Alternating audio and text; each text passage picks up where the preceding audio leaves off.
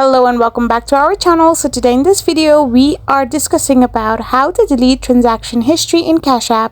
So without wasting much of our time, let's get straight into the video.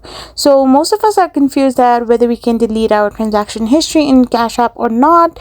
You can simply delete other histories like other informations and sites from your CashApp by deleting or clearing your data from your settings option. However, CashApp has not made it public, or CashApp has not made it available to delete the complete history of transaction in your CashApp. So if you are doing some transactions in CashApp, or if you're moving your money or withdrawing something, you cannot completely delete that stuff from your CashApp, but we can wait, as in future it might be available in your CashApp to delete your transaction history as well. So the simple answer is you cannot delete your transaction history on your CashApp.